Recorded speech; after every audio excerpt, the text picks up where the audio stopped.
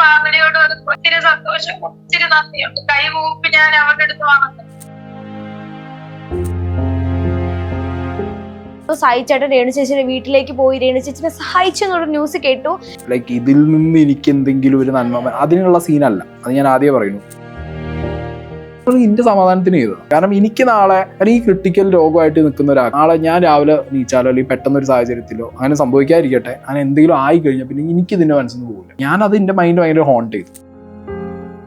ഇങ്ങനെയുള്ള ഒരു അവസ്ഥയിലുള്ള ഒരാളെ എങ്ങനെ കൺസോൾട്ടേറ്റ് ചെയ്യണമെന്ന് എനിക്കറിയില്ല. ഞാൻ മാറി നിന്നാള് സിജോ ഉണ്ടായിരുന്നു എൻ്റെ കൂടെ, സംസാരിച്ച് അവരെ ആശ്വസിപ്പിക്കാനുള്ള കാര്യങ്ങളൊക്കെ. എനിക്ക് ലിറ്ററലി അവിടെ പോയി എങ്ങനെ ഇത് ഹാൻഡിൽ ചെയ്യണം ഒരു ഐഡിയ.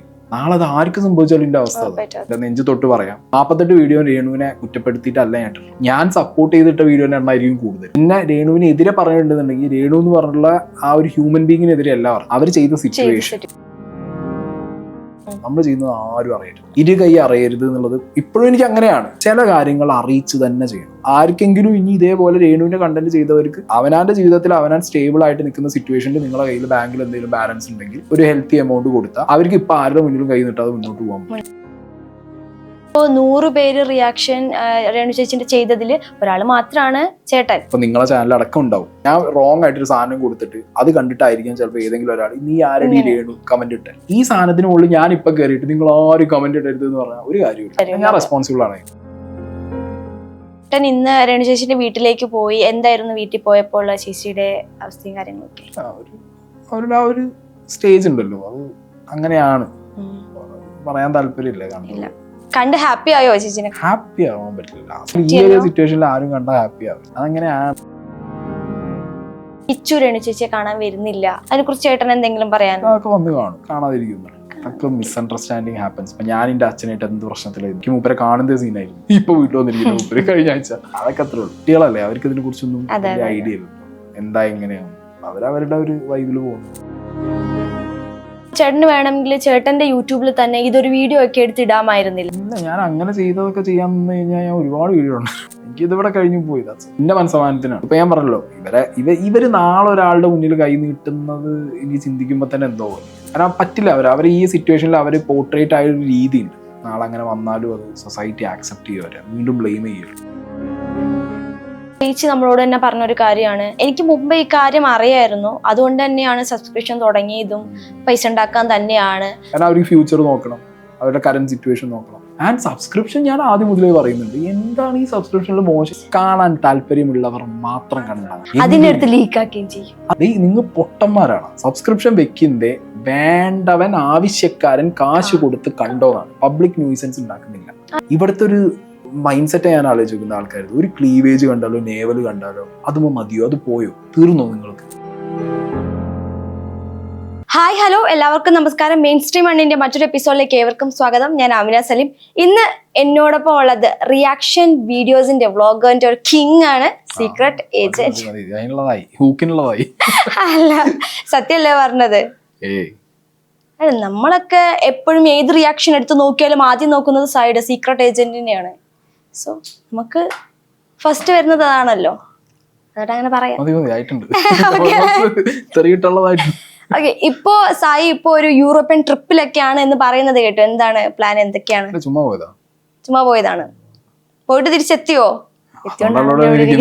അല്ല, ഇനിയും വന്നിട്ട് തിരിച്ചു പോകാനുള്ള പ്ലാൻ ഉണ്ടോ? അതോ പറയാൻ പറ്റില്ല. എങ്ങനെ ഉണ്ടായിരുന്നു ട്രിപ്പും കാര്യങ്ങളൊക്കെ? ഇപ്പൊ ലൈഫിൽ പീസ് ഓഫ് മൈൻഡ് ആണ് അറ്റ്മോസ്റ്റ് പ്രയോറിറ്റി. ആദ്യം എങ്ങനെ ആയിരുന്നില്ല. ആദ്യം കുറച്ച് വൈബ്രന്റ് ആയിരുന്നു. വൈബ്രന്റ് അല്ല, ആദ്യം ഈ വീഡിയോ ഇടണം. ഇപ്പൊ നോക്കിയാൽ അതിന്റെ ചാനലിനകത്ത് ഒരു വീഡിയോ ഒക്കെ വരുള്ളൂ. വീഡിയോത്തിന്റെ എണ്ണം മുമ്പത്തെക്കാളും ഇപ്പൊ പൊതുവെ കുറഞ്ഞത് എന്തായിരിക്കും? ഒന്നുമില്ല, ഞാൻ പറഞ്ഞല്ലോ, എനിക്കൊരു പീസ് ഓഫ് മൈൻഡ് വേണമെന്നുള്ള രീതിക്ക് ഒരു ലൈഫിലൊരു കൈൻഡ് ഓഫ് ബ്രേക്ക് വരുമല്ലോ നമുക്ക്. കുറച്ചൊന്നും ഒരു സമാധാനത്തിൽ പോകണത് എല്ലാം കൂടി തലയിലെടുത്ത് വെച്ചിട്ട് മെമ്മറി ലോസ് അടക്കം കുറെ വിഷയങ്ങൾ നമുക്ക് സംഭവിക്കും. വീഡിയോസ് കാരണം ഒരുപാട് പ്രശ്നങ്ങൾ ഇങ്ങനെ ഉണ്ടായിട്ടുണ്ട്. അങ്ങനത്തെ വിഷയങ്ങളല്ല, അപ്പൊ എല്ലാം കൂടി തലയിൽ ഇരിക്കേണ്ട ഒരു മനുഷ്യൻ. പേഴ്സണൽ ലൈഫിലെ കാര്യങ്ങളുണ്ട്, വീഡിയോന്റെ കാര്യങ്ങൾ. ഒരു ചുമ്മാ ഒരു വീഡിയോ ചെയ്തിട്ട് പോകാൻ പറ്റില്ല. രാവിലെ ഒരു കോണ്ടന്റ് വന്നാൽ അതിന്റെ ബാക്കിൽ എന്താന്നുള്ളത് മൊത്തം നോക്കണം. അത്രയും ടൈം ഇൻവെസ്റ്റ് ചെയ്യണം. അത് ഒരു വീഡിയോയിൽ ചെയ്ത് കഴിഞ്ഞാൽ നമുക്ക് ബാക്കിയുള്ളതും കൂടി ലൈഫിൽ ചെയ്യാൻ പറ്റും. ഇപ്പൊ ചെയ്തില്ലെങ്കിൽ പിന്നെ എപ്പോ എന്നുള്ളൊരു ചോദ്യം ഉണ്ടല്ലോ. അത് തന്നെ ലൈഫിലോട്ട് ഫോക്കസ് ചെയ്യാൻ തുടങ്ങി. ചെയ്യണം, ടൈമായില്ലേ? അതെ. ഓക്കെ, ഇപ്പം ബിഗ് ബോസ് കഴിഞ്ഞതിന് ശേഷമാണ് സീക്രട്ട് ഏജന്റ് എന്നൊരാൾ കൂടുതൽ ഫെമിലിയർ ആയതും ആളുകളിലേക്ക് എത്തുന്നതും. ഉണ്ടായിരുന്നു ഒരുപാടും എത്തിയത് ബിഗ് ബോസിന് ശേഷം. സീരിയൽ ഓഡിയൻസിനും അങ്ങനെയാണ്. ഓക്കെ, അപ്പം അതിനുശേഷം ഈ വീഡിയോസിന്റെ കാര്യത്തിലായാലും അല്ലെങ്കിൽ ആൾക്കാരുടെ റിയാക്ഷന്റെ കാര്യത്തിലായാലും ഒരുപാട് ചേഞ്ച് വന്നിട്ടുണ്ടായിരുന്നു മുമ്പത്തെ സായിലും ബിഗ് ബോസിന് ശേഷമുള്ള ആ ഒരു റിയാക്ഷനിലും. അതെങ്ങനെയായിരുന്നു ഏറ്റെടുത്തത്? ഒന്നുമില്ല, ഞാൻ സ്ട്രേറ്റ് അവേ പറഞ്ഞാണല്ലോ. നിങ്ങൾ കാണുന്ന സീക്രട്ട് ഏജന്റ് എന്ന് പറയുന്നത് സോഷ്യൽ മീഡിയയിൽ ആ കാറിനകത്തിരിക്കുന്ന entities different, Sai Krishnan personal ലൈഫിൽ ഈസ് എൻറ്റയർലി ഡിഫറെന്റ്. ബിഗ് ബോസിനകത്ത് കണ്ട് സായി കൃഷ്ണനാണ്, പുറത്ത് നിങ്ങൾ വീഡിയോസിൽ കാണുന്നത് സീക്രട്ട് ഏജന്റ് എന്ന് പറഞ്ഞിട്ടുള്ള ആ കാര്യം പ്രസന്റ് ചെയ്യുന്ന ഒരു കൈൻഡ് ഓഫ് ക്യാരക്ടറാണ്. അത് ആളുകൾക്ക് മനസ്സിലായി ലേറ്ററാണ്. ആദ്യം പറഞ്ഞ സമയത്ത് ഭയങ്കര ബാക്ക്ലാഷ് ആയിരുന്നു, ഭയങ്കരമായിട്ട് ഇത് എന്തെന്ന് മനസ്സിലാവാത്ത രീതിയിൽ.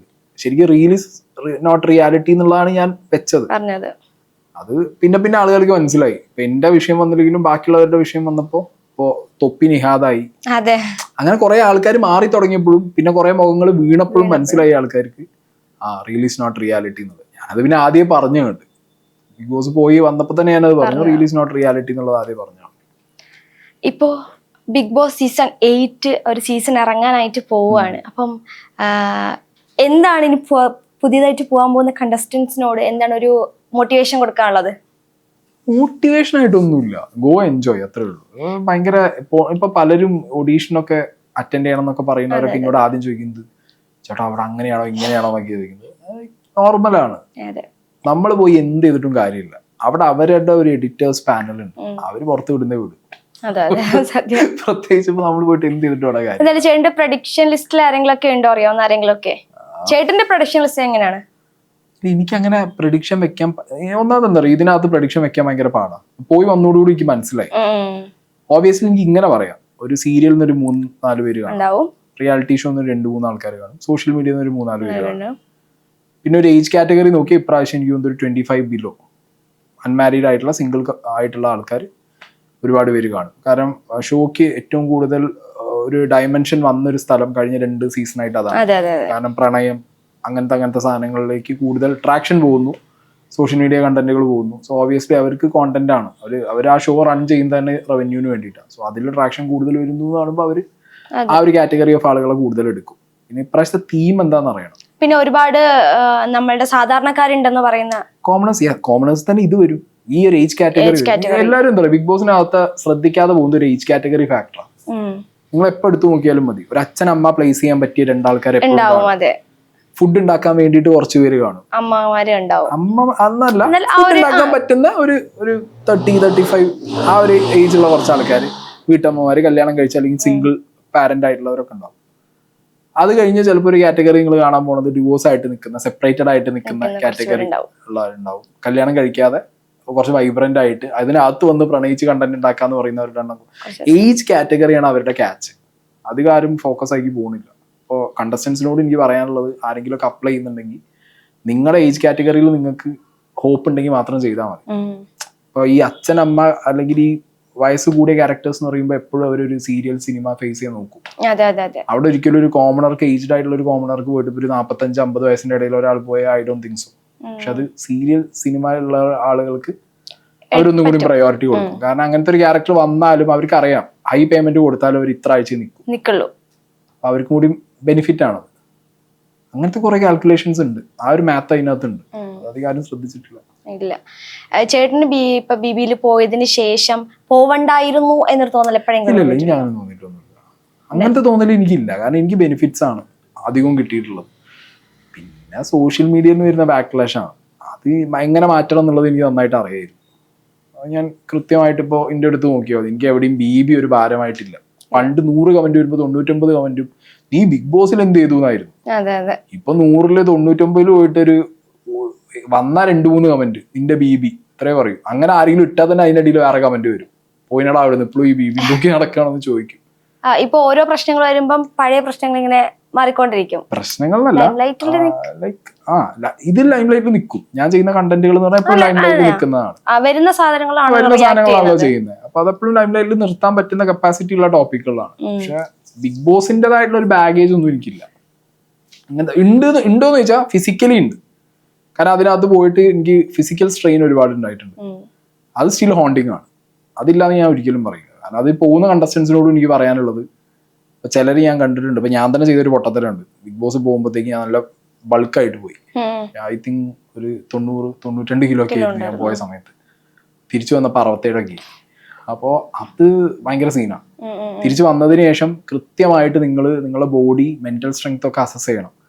നിങ്ങളുടെ വൈറ്റാലിറ്റി എന്തൊക്കെയാണ്, നിങ്ങളുടെ വൈറ്റൽസ് എന്തൊക്കെയാണെന്ന് നോക്കണം. അപ്പൊ എനിക്കൊക്കെ ബോഡി മിനറൽസും വൈറ്റമിൻസും ഒന്നും ഇല്ല, ഒക്കെ ട്രെയിൻഡ് ആയിരുന്നു. അതിന് റിക്കവർ ആയി വരാൻ ഭയങ്കര സമയമെടുത്തു. അങ്ങനത്തെ സാധനങ്ങൾ ഫിസിക്കലി അതൊരു ഭയങ്കര സ്ട്രെയിനാണ്. കുറച്ചധികം ദിവസം ഒരു 50 ദിവസം കൂടുതൽ കഴിഞ്ഞാൽ പെടും. അങ്ങനത്തെ സീനുകൾ സ്റ്റിൽ എനിക്ക് തോന്നുന്നു സീസൺ 1 മുതലുള്ളവർ ഇപ്പോഴും അനുഭവിക്കുന്നുണ്ട്. അങ്ങനത്തെ സീനുകൾ മെന്റലി ഉള്ള വിഷയങ്ങളും ചിലർക്ക് ഇപ്പോഴും ആ ട്രോമയെന്ന് വിട്ടുപോകാൻ പറ്റില്ല, ആ ലൂപ്പിൽ കടന്ന് കളിക്കുക. അല്ലാത്ത പക്ഷം ഇറ്റ്സ് ഫൈൻ. ഞാൻ പറയുന്നത് പുറത്തുള്ള വിഷയങ്ങൾ കൊണ്ടല്ല കേട്ടോ. ആ ഹൗസിനോട് അഡിക്റ്റഡ് ആയി പോയിട്ടുള്ള കുറെ ആൾക്കാരുണ്ട്. ഇപ്പോഴും ആ ഹൗസ് മറക്കാൻ പറ്റാതെ പഴയ അവരുടെ ഞാനൊന്നിന് വീഡിയോസ് എടുത്ത് കണ്ടിട്ടേ ഇല്ല, ഉള്ളത് അവിടെ ഇട്ടിട്ട് പോകുന്നു. അങ്ങനത്തെ ഒരു മൈൻഡിൽ പോയാൽ അടിപൊളിയായിരിക്കും, അല്ലെങ്കിൽ പെട്ടോ. ഇപ്പോ ആ കൂടെ ഉണ്ടായിരുന്നവരായിട്ട് എല്ലാവരുമായിട്ട് ഇപ്പോഴും കണക്ഷൻ ഉണ്ടോ? ഓൾമോസ്റ്റ് 1-2 പേരൊക്കെ ഞാൻ പേഴ്സണലി തട്ടി. ലൈക്ക് ജിൻഡോ, റോക്കിനായിട്ട് പിന്നെ ആദ്യം ഞാൻ കണക്ഷനിലില്ല. അൻസിബ, അങ്ങനെ കുറെ ഫാക്ടേഴ്സ് അതൊന്നും ഇല്ല, കണക്ഷനിലില്ല. അർജുൻ കണക്ഷനിലില്ല. അങ്ങനെ കുറെ ആൾക്കാരൊന്നും നല്ല കുറെ കണക്ഷൻസ് കിട്ടിയിട്ടുണ്ട്. ഒരുപാട് കണക്ഷൻസ്. സിജോ, നന്ദന, റസ്മിൻ, ജാസ്മിൻ ഓൾറെഡി പുറത്തുനിന്നേ അറിയാം. ഗബ്രി, സിബിൻ, ജാൻമണി, കുറെ ആൾക്കാരുണ്ട്. പറയാനാണെങ്കിൽ അപ്സര മുതൽ അങ്ങോട്ട് ശരണ്യ, കുറെ ആൾക്കാരായിട്ട് നല്ല കണക്ഷൻ. അഭിഷേക്, കുറെ ആൾക്കാരുണ്ട്. പറയാൻ ഒരുപാട് ആൾക്കാരുണ്ട്. മറ്റേ അഭിഷേകിനായിട്ട് അത്ര കണക്റ്റഡ് അല്ല. കണക്റ്റഡ് അല്ലാത്തവരും ഉണ്ട്, കണക്റ്റഡ് ആയിട്ടുള്ളവരും ഉണ്ട്. പേഴ്സണലി തട്ടിക്കളഞ്ഞ ലിസ്റ്റിലാണ് ഇപ്പൊ ഈ പറഞ്ഞ ജിൻഡോ ഒക്കെ ഇരിക്കുന്നത്. അങ്ങനെ തട്ടിക്കളഞ്ഞവരും ഉണ്ട്, അവരുടെ ഭാഗത്തേക്ക് നോക്കിയിട്ടുമില്ല. ഇപ്പോ ചേട്ടൻ ഇപ്പൊ റീസെന്റ് വരുന്ന ഇഷ്യൂസ് വെച്ചിട്ടുണ്ട്. ഇപ്പൊ സജന ഫിറോസ് ആയാലും, തൊപ്പിയുടെ ഇഷ്യൂ ആയാലും, ഇപ്പൊ രേണുസുതി ആയാലും ഒരുപാട് ഇഷ്യൂസ് വെച്ചിട്ടാണ് റിയാക്ഷൻ വീഡിയോസ് ചെയ്തുകൊണ്ടിരിക്കുന്നത്. അപ്പൊ ലാസ്റ്റ് നമ്മൾ കണ്ടൊരു ന്യൂസ് എന്ന് പറയുന്നത് ചേട്ടനൊരു 30-36 വീഡിയോ രേണു ചേച്ചിക്ക്, 48 വീഡിയോ രേണു ചേച്ചിക്ക് എതിരെ ചെയ്തിട്ടുണ്ട്. ബട്ട് എതിരല്ല, റിയാക്ഷൻ ചെയ്തിട്ടുണ്ട്.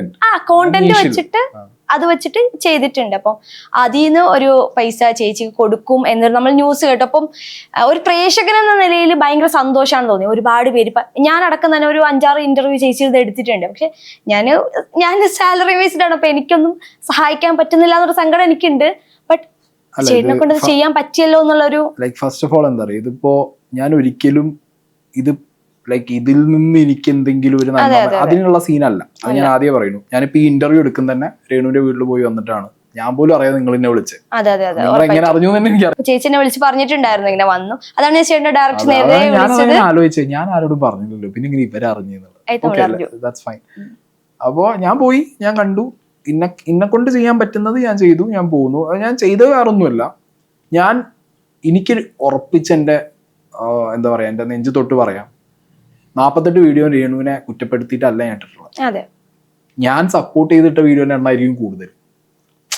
പിന്നെ രേണുവിനെതിരെ പറഞ്ഞിട്ടുണ്ടെന്നുണ്ടെങ്കിൽ രേണു എന്ന് പറഞ്ഞുള്ള ആ ഒരു ഹ്യൂമൻ ബീങ്ങിനെതിരെ അല്ല പറഞ്ഞു, അവർ ചെയ്ത സിറ്റുവേഷനെ പറഞ്ഞു.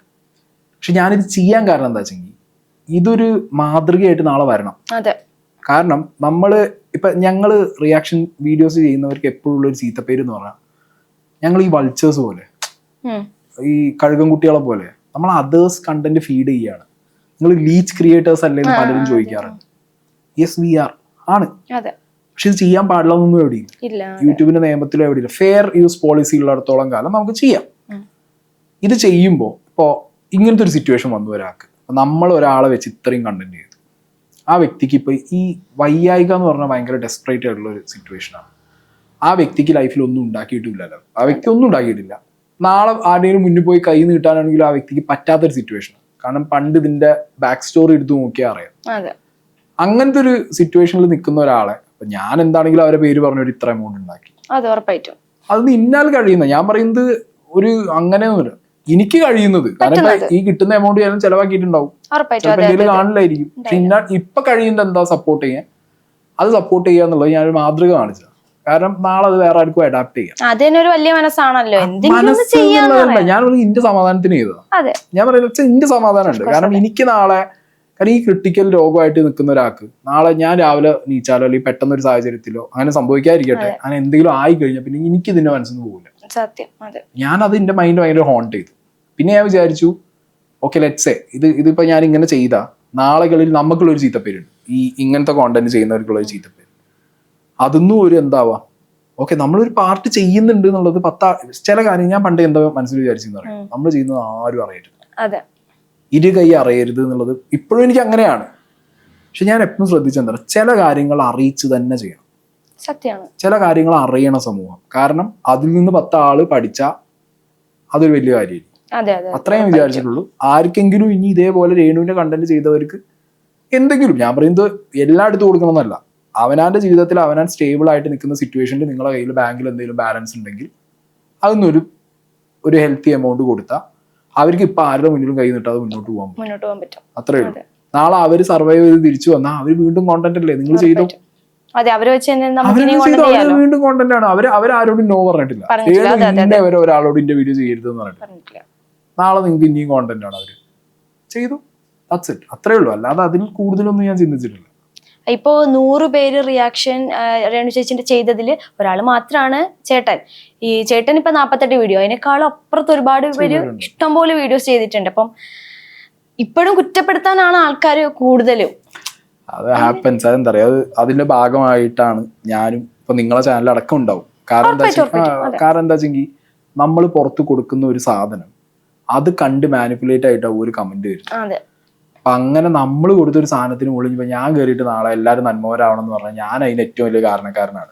ഞാൻ റോങ് ആയിട്ടൊരു സാധനം കൊടുത്തിട്ട് അത് കണ്ടിട്ടായിരിക്കും ചിലപ്പോൾ ഏതെങ്കിലും ഒരാൾ നീ ആരുടെ രേണു കമന്റ് ഇട്ടെ, ഈ സാധനത്തിന് മുകളിൽ ഞാൻ ഇപ്പൊ കയറിയിട്ട് നിങ്ങൾ ആരും കമന്റ് ഇടരുത് എന്ന് പറഞ്ഞാൽ ഒരു കാര്യമില്ല. ഞാൻ റെസ്പോൺസിബിൾ ആണ്. പിന്നെ എനിക്ക് അതിൽ കോളില്ല. ആൾക്കാർ തിരിച്ചറിഞ്ഞ് മനസ്സിലാക്കി ചെയ്യാന്നല്ലാതെ വേറൊന്നും അതിന് പറയാൻ പറ്റില്ല. അപ്പൊ ചേട്ടൻ ഇന്ന് രേണു ചേച്ചിന്റെ വീട്ടിലേക്ക് പോയി, എന്തായിരുന്നു വീട്ടിൽ പോയപ്പോൾ ചേച്ചിയുടെ അവസ്ഥയും കാര്യങ്ങളൊക്കെ? ഒരു സ്റ്റേജ് ഉണ്ടല്ലോ, അത് അങ്ങനെയാണ്, പറയാൻ താല്പര്യമില്ല. കണ്ട് ഹാപ്പി ആയോ ചേച്ചിനെ കണ്ടപ്പോ? ഹാപ്പി ആവാൻ പറ്റില്ല, കൊറേ നാളായില്ലേ കണ്ടിട്ട്, നമുക്ക് ഈ ഒരു അവസ്ഥയിൽ പോയി കാണാൻ പറ്റിയ സിറ്റുവേഷനിൽ ആരും കണ്ടാൽ ഹാപ്പി ആവില്ല. അതാവില്ല പ്രശ്നം.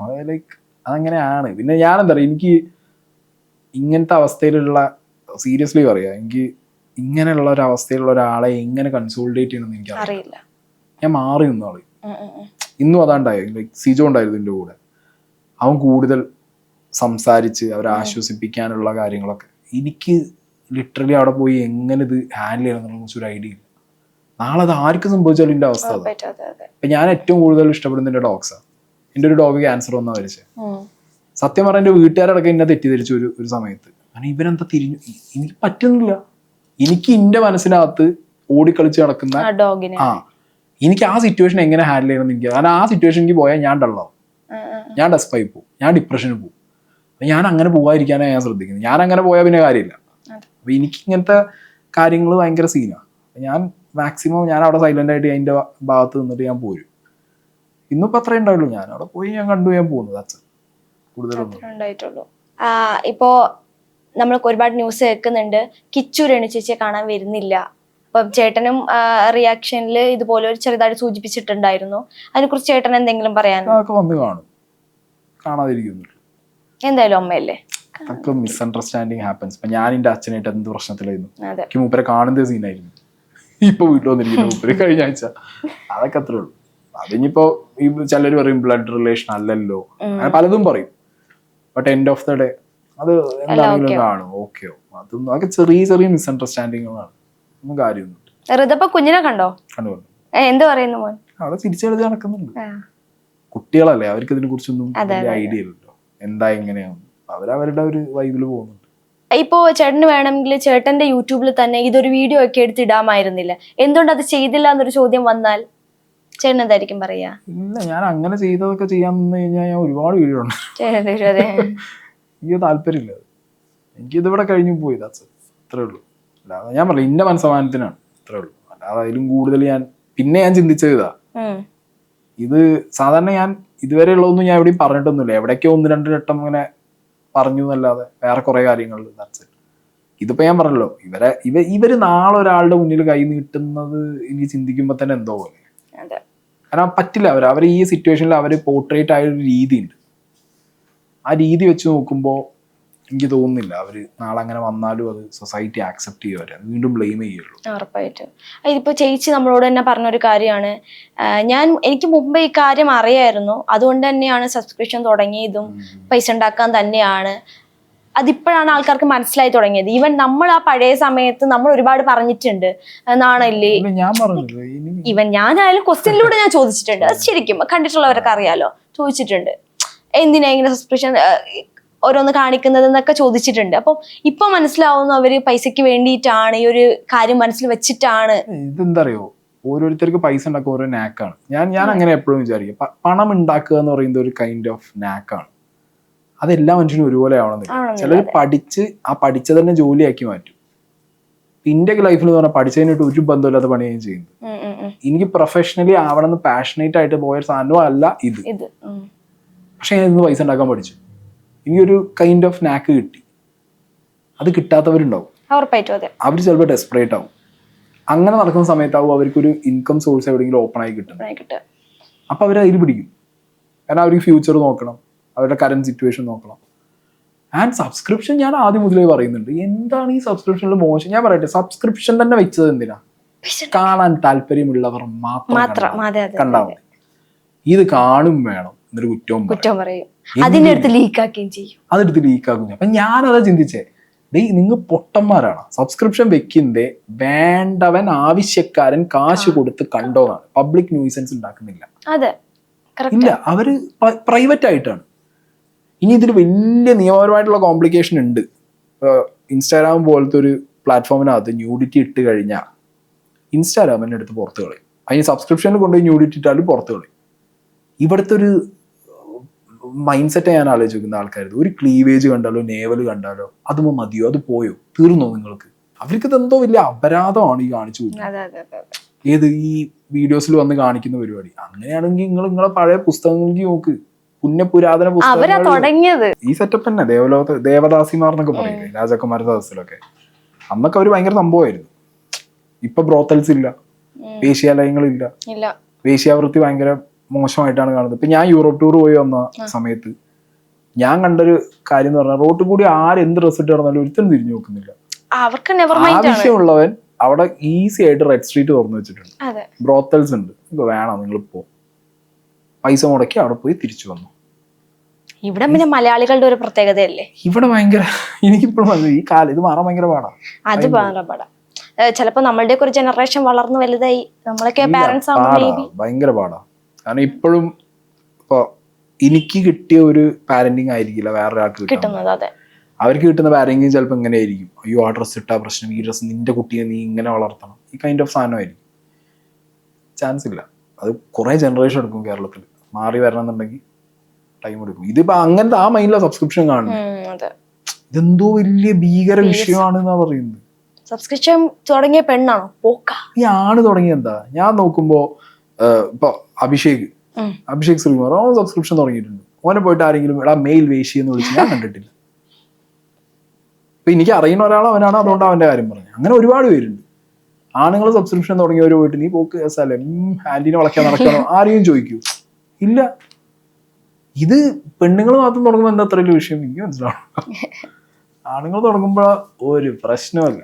അതുപോലെ തന്നെ ചേട്ടൻ ഇപ്പൊ ബിഗ് ബോസിൽ വെച്ചിട്ട് നമ്മളെ ചേട്ടന്റെ അച്ഛന്റെ വോയിസ് ഒക്കെ ഇങ്ങനെ കേട്ടിട്ടുണ്ടായിരുന്നു, ചെറിയൊരു പ്രശ്നത്തിലായിരുന്നു. ഇപ്പൊ എല്ലാം ഓക്കെ ആണോ? ഓക്കെയാണ്, ഇപ്പൊ കുഴപ്പമൊന്നുമില്ല. വീട്ടിലൊക്കെ മുതലെടുക്കാണ്, എന്റെ കൂടെ തന്നെ ഉണ്ട് എല്ലാം ഓക്കെ. ഇല്ല ഇപ്പൊ വന്നു, പുറത്തന്നെയാ ഇപ്പൊ വന്നിട്ടുള്ളൂ. പഴയ പോലെ അല്ല, ഇപ്പൊ ഭയങ്കര ഓക്കെയാണ്. നിങ്ങളുടെ കല്യാണം കഴിഞ്ഞിട്ട് ഇപ്പൊ എത്ര വർഷമായി? 3 കൊല്ലോ 4 കൊല്ലോ ഞാൻ കണ്ട, എനിക്ക് ഓർമ്മയില്ല. ലൈക്ക് എത്ര വർഷം? 3 കൊല്ലോ 4ാമത്തെ. നോർമലി നിങ്ങളുടെ വീഡിയോസിന്റെ താഴെയൊക്കെ കൂടുതൽ കാണുന്ന ഒരു ക്വസ്റ്റ്യൻ ആണ്, കുട്ടികളെ നോക്കുന്നില്ലേ? അവര് ചോദിക്കേണ്ട കാര്യമില്ലല്ലോ, എന്റെ ഇഷ്ടമല്ലേ. അതെ ഞാൻ കേറിയിട്ട് പ്ലാനിങ്ങിലില്ലേ? അതാണ് എനിക്കില്ല, സീരിയസ്ലി പറയാം. എനിക്ക് ഇപ്പത്തെ എന്റെ ഒരു ലൈഫ് സ്റ്റൈലും എന്റെ ഒരു ജീവിതവും വെച്ചിട്ട് എനിക്ക് ഭയങ്കര, ഞാൻ സ്നേഹനോട് പറയുമ്പോൾ സ്നേഹം ഞെട്ടി. സ്നേഹക്ക് ലൈക്ക് അതായത് ചിലപ്പോ മാറാം, ആളുകളിൽ മാറാം, മനുഷ്യനല്ലേ. അപ്പോ ഇപ്പത്തെ ഒരു കണ്ടീഷനിൽ ഫോർ മീ, ഞാൻ എന്റെ കാര്യം പറയുന്നത്, എനിക്കൊരു കുട്ടി എന്ന് പറഞ്ഞ കാര്യം, എനിക്ക് വേറൊരാളെ കുട്ടീനെ, ഇപ്പൊ സ്നേഹന്റെ ഏട്ടന്റെ കുട്ടിയുണ്ട്, അതിനടുത്ത് കളിപ്പിക്കാനൊക്കെ ഭയങ്കര ഇഷ്ടമാണ്. ബാക്കി കുട്ടികളെ കാണുന്നതും ഇഷ്ടമാണ്. ഇനി എന്റെ കുട്ടി എന്നൊക്കെ പറയുമ്പോഴത്തേക്ക് ഞാൻ ഭയങ്കര വേറെ ഒരു മൂഡിലേക്ക് പോകുന്നൊരു ഡൗട്ട്, ഒരു ഫ്രീ ലൈക്ക് ഇന്റെ ഒരു ഇതുണ്ട്, ഞാൻ പോകുന്നൊരു പാറ്റേൺ നിന്ന് മാറിയിട്ട് ഞാൻ കുറച്ചും കൂടി ആ ഒരു കുട്ടിയിലേക്ക് ഫോക്കസ്ഡ് ആവുമോ, അങ്ങനെ എന്തായാലും ആവുമല്ലോ ആ ഒരു സമയത്ത്. ഈ ഓവർ ഫോക്കസ്ഡ് ആയാലും പണിയില്ലേ, അങ്ങനത്തെ ഒരു പ്രശ്നം ഉണ്ടല്ലോ. ഞാൻ അങ്ങനത്തെ ഒരു സീനുള്ള ഒരാളാണ്. അപ്പൊ ഞാൻ ചില ഫുഡൊക്കെ കഴിച്ചു തുടങ്ങി കഴിച്ചുകൊണ്ടിരിക്കും. അങ്ങനത്തെ ഒരു ഹാബിറ്റ് ഒക്കെ എനിക്കുണ്ട്. അപ്പൊ അതുപോലെ ഞാനെങ്ങാനും ഇത് കംപ്ലീറ്റ്ലി കുട്ടി എന്ന് പറഞ്ഞിരുന്ന് കഴിഞ്ഞാൽ പെട്ടുപോകും. പിന്നെ മാത്രമല്ല എനിക്ക് അത്ര ഞാൻ റെഡി ആയിട്ടില്ല, മെന്റലി ഞാൻ പ്രിപ്പയർഡ് അല്ല. ചേച്ചിയോ സ്നേഹ ഓക്കെയാന്ന് പറയണേ, കുട്ടി വരും പറയാം.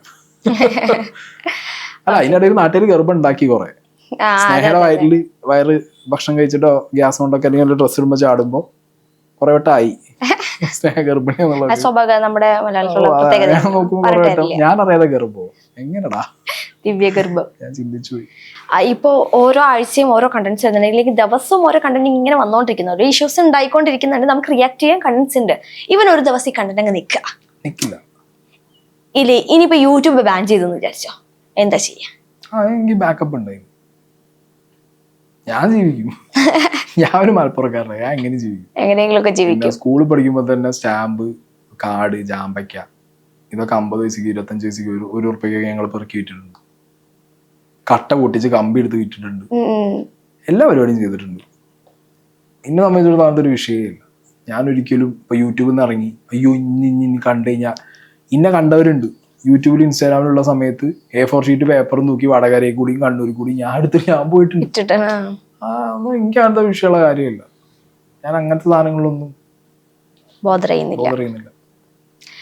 ഓക്കെ, ഇപ്പൊ ഈ ടിക്ടോക്ക് ബാൻ ചെയ്തപ്പോ ഇൻസ്റ്റാഗ്രാം തുടങ്ങിയതുപോലെ അല്ലേ?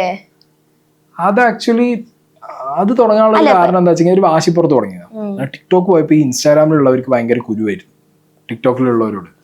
അപ്പൊ കാണിച്ചു തരടാന്ന് പറഞ്ഞിട്ടാണ് ഇൻസ്റ്റാഗ്രാമിൽ കയറി.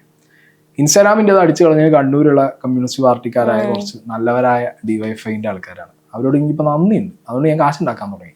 അതുവരെ എനിക്ക് കാശില്ല. ഞാൻ 250 ഗെയിം വെച്ച് ഇതിനകത്ത് ഇരുന്ന് പള്ളു പറഞ്ഞുകൊണ്ടിരിക്കുക. രാവിലെ എണീച്ചാൽ പിണറായി വിജയൻ, കമ്മ്യൂണിസ്റ്റ് പാർട്ടി, പിണറായി വിജയൻ, ഇതന്നെ എന്റെ പ്രൊഫൈൽ. ലാസ്റ്റ് അവരിട്ട് പണിഞ്ഞപ്പോ ഞാൻ നേരെ യൂട്യൂബിൽ പോകുന്നു. കാരണം എനിക്ക് മനസ്സിലായി ഇതിനകത്ത് പണിയാൻ പറ്റില്ല, സേഫ്റ്റി ഉണ്ട്. അതുകൊണ്ട് 10 കാശുണ്ടാക്കി. ഇപ്പൊ ഈ ചേട്ടന് ഓരോ വിഷയങ്ങൾ വരുമ്പോ നമ്മൾ കാണുന്നത് മാത്രമല്ലല്ലോ എടുത്ത് റിയാക്ട് ചെയ്യുന്നത്, അതിനെ കുറിച്ച് അന്വേഷിക്കില്ലേ? ഇപ്പൊ അതൊരു പ്രോസസ്സാണ്. കാരണം എല്ലാത്തിനോടും കണക്റ്റഡ്. പുതിയതായിട്ടൊരു വിഷയം വരുമ്പോൾ മാത്രമേ അതിനൊരു സ്ട്രെസ്, ഒരു സമയം എടുക്കുള്ളൂ. അല്ലാത്ത പക്ഷം വരുന്ന 99% കണക്റ്റഡ് ആയിട്ടോ പ്രീവിയസ് സാധനങ്ങളോ അല്ലെങ്കിൽ ആ വ്യക്തിക്കോ ആ സിറ്റുവേഷനോ മുൻപ് ഒരു കഥ പറയാനുണ്ടാവും. അല്ലെങ്കിൽ ആ സിറ്റുവേഷൻ ഇതിനു മുമ്പ് വേറെ ആർക്കെങ്കിലും പറ്റിയിട്ടുണ്ടാവാം. അതൊക്കെ കണക്റ്റഡ് ആണ്. ഇപ്പോൾ കുറച്ച് ഈസിയാണ്. ഏതെങ്കിലും ഒരു സിറ്റുവേഷനിൽ ഈ കണ്ടന്റ് ക്രിയേഷൻ ലൈക്ക് ഈ റിയാക്ഷൻസ് വേണ്ടായിരുന്നു എനിക്ക് അങ്ങനെ ചിന്തിച്ചിട്ടില്ല. ഞാൻ ഇപ്പത്തെ എന്റെ സിറ്റുവേഷൻ എന്താ വെച്ച് കഴിഞ്ഞാൽ എനിക്ക് മെന്റൽ ഹെൽത്ത് കുറച്ചും കൂടി ഓക്കെ ആവണം എന്നാണ്. ഞാൻ ഭയങ്കര സ്ട്രെസ്ഡ് ആയി പോകുന്നുണ്ട്. കാരണം കുറേ വിഷയങ്ങൾ വരുമ്പോൾ ഞാൻ ഈ ബിഗ് ബോസ് പോയി വന്നപ്പോൾ ഞാൻ പറഞ്ഞു എനിക്ക് ഏറ്റവും വലിയ പറ്റിയ തെറ്റ് പറഞ്ഞാൽ ഈ മുന്നിൽ വരുന്ന ആളെ ഞാനൊരു 10 വട്ടം കണ്ടാലും എനിക്ക് റെക്കഗ്നൈസ് ചെയ്യാൻ പറ്റുന്നില്ല. ഫേസ് മറന്നു പോകും. പിന്നെ ചില വാക്കുകൾ മറന്നു പോകുന്നുണ്ട്. മെമ്മറി ലോസ് എവിടേക്കോ ഒരു ചെറിയ ഇഷ്യൂ ആവുന്നുണ്ട്. അപ്പം ഞാൻ തന്നെ വിചാരിച്ചു ഒരു ദിവസം 5 കണ്ടന്റ് ചെയ്യുമ്പോൾ 5 കാര്യങ്ങൾ തലയിലുണ്ട്, വേണ്ട, കുറച്ച് സ്ലോ ഡൗൺ ചെയ്യും. സ്ലോ ഡൗൺ ചെയ്താലും ഉണ്ടാക്കുന്ന കാശ് അത്ര തന്നെ കിട്ടുന്നുണ്ട്. കുറച്ച് സ്ലോ ഡൗൺ ചെയ്യും. പിന്നെ ഞാൻ കുറച്ച് ക്രിക്കറ്റ് കളിക്കാൻ തുടങ്ങി. ഞാൻ നിർത്തി വെച്ചതായിരുന്നു. രണ്ടാമത് ക്രിക്കറ്റ് കളിക്കാൻ തുടങ്ങി. ട്രാവൽ ചെയ്യുന്നുണ്ട് ഇപ്പോൾ. ഞാനല്ല, സ്നേഹയാണ് താല്പര്യപ്പെട്ട് കൊണ്ടുപോകുന്നത്. But still it's good. അങ്ങനത്തെ കാര്യങ്ങൾ ഒന്നും കൂടി ലൈഫ് ഒന്നും കൂടി ഓക്കെ ആയി വന്നാൽ അങ്ങനെ പോവാം. അപ്പൊ ഫ്യൂച്ചർ പ്ലാനും ഇങ്ങനെയൊക്കെ പോവാൻ തന്നെയാണോ? ഇതുള്ളത് വരെ ഞാൻ ഇതിൽ തന്നെ ക്യാഷും ചെയ്യും. അല്ലാതെ ഇതിന്ന് മാറി ഞാൻ കണ്ടിട്ടുണ്ട് പലരും ഇപ്പോ യൂട്യൂബിൽ നിന്ന് മാറി പുറത്തൊരു ബിസിനസ് തുടങ്ങി എന്നിട്ട് യൂട്യൂബിലേക്ക് തിരിച്ചു വരുമ്പോൾ ഒന്നുമില്ലാത്ത അവസ്ഥയിൽ മില്യൺ സബ്സ്ക്രൈബേഴ്സ് ഉള്ള ആൾക്കാർ 0 വ്യൂവർഷിപ്പിലിരിക്കും. അതിന്റെ ആവശ്യമില്ല. ഞാനിവിടെ ഉണ്ട്, ഇവിടെ തന്നെ എക്സിസ്റ്റ് ചെയ്യും. ഇതിനെന്തെങ്കിലും ടെക്നിക്കലി വിഷയങ്ങൾ വന്നാൽ മാത്രം വേറൊരു ബാക്കപ്പിന്. അതിപ്പോ ഞാൻ പറഞ്ഞല്ലോ, എനിക്ക് ഇവിടുന്ന് ഇറങ്ങി പോയി വെച്ചിട്ട് നാളെ വേറെ എന്തെങ്കിലും വലിയൊരു ജോലി വേണമെന്നൊന്നുമില്ല. ഞാൻ നാളെ സുഖമായി യൂബർ എടുത്ത് ഓടാണെങ്കിൽ അങ്ങനെ പോകും. എനിക്ക് അങ്ങനത്തെ പ്രശ്നമില്ലാത്തതുകൊണ്ട് ഞാൻ ഓക്കെയാണ്. പിന്നെ അത്രേ ഉള്ളൂ. അല്ലാതെ അതിന് ഞാൻ ചിന്തിച്ചിട്ടൊന്നുമില്ല വാട്ട്സ് നെക്സ്റ്റ് എന്നുള്ളത്. ചിന്തിക്കേണ്ട കാര്യമില്ല. അല്ലാതെ ഞാൻ എന്തും ചെയ്യാന്നുള്ള മൈൻഡിലാവുമ്പോൾ പിന്നെ അങ്ങനെ പോകും. കുറേ നാളായിട്ട് ഞാനിങ്ങനെ സായി ചേട്ടനെ സീക്രട്ട് ഏജന്റ് സായി ചേട്ടനെ ഇങ്ങനെ വിളിച്ചുകൊണ്ടിരിക്കുകയായിരുന്നു ഇന്റർവ്യൂവിന് വേണ്ടിയിട്ട്. പക്ഷേ ചേട്ടൻ യൂറോപ്പ് ട്രിപ്പൊക്കെ ആയിട്ട് കുറച്ച് തിരക്കായതുകൊണ്ട് വരാനായിട്ട് പറ്റിയില്ല. ഇപ്പോൾ ഒരു കറക്റ്റ് സമയത്ത് നമ്മൾ ന്യൂസ് കേട്ടു, സായി ചേട്ടൻ രേണു ചേച്ചിയുടെ വീട്ടിലേക്ക് പോയി രേണു ചേച്ചിനെ സഹായിച്ചു എന്നുള്ള ന്യൂസ് കേട്ടു. ഞാൻ സായി ചേട്ടനെ വിളിച്ചു. അപ്പൊ സായി ചേട്ടൻ പറഞ്ഞത് ആ ഒരു വിഷയം വെച്ച് മാർക്കറ്റ് ചെയ്യാൻ ചേട്ടന് താല്പര്യമില്ല, അത് മാർക്കറ്റ് ചെയ്യേണ്ട എന്നുള്ള രീതിക്കാണ് ചേട്ടൻ പറഞ്ഞത്. പക്ഷെ ഇന്റർവ്യൂ ഞങ്ങൾ എടുത്തു. സ്റ്റിൽ രേണു ചേച്ചിനെ ഒന്ന് വിളിക്കണം തോന്നി. ബിക്കോസ് എന്തൊക്കെയാണ് സായി ചേട്ടൻ വന്ന വിശേഷങ്ങൾ എന്ന് ചോദിച്ചറിയണം തോന്നി. രേണു ചേച്ചിനെ ഒന്ന് വിളിച്ചു നോക്കാം. ആള് റെസ്റ്റിലും കാര്യങ്ങളിലൊക്കെ ആയിരിക്കും. എടുക്കുവോ, പറയുവോ, സംസാരിക്കുവോ എന്ന് നോക്കി നോക്കാം. ഒന്ന് വിളിച്ചു നോക്കാം. ഹലോ ഹലോ, എന്തോണ്ട്? ഫുഡ് കഴിക്കുവാണോ? ഗുളി കഴിക്കണം. എന്തുവാ കഴിക്കുന്നേ? ചോറാണോ? കപ്പ. കപ്പയാണോ? അമ്മ ഉണ്ടാക്കിയ കപ്പയല്ലേ? അതെ അതെ. ഞാൻ വരുമ്പോഴൊന്നും ഒന്നും ഉണ്ടാക്കൂല, ഇല്ലാത്തപ്പോ കപ്പയും മീൻകറിയും ഒക്കെ. ഇനി വരുമ്പോ ഉണ്ടാക്കാം. ഇനി വരുമ്പോ ഉണ്ടാക്കാം. എങ്ങനെയുണ്ട്? ഓക്കെ ആണോ?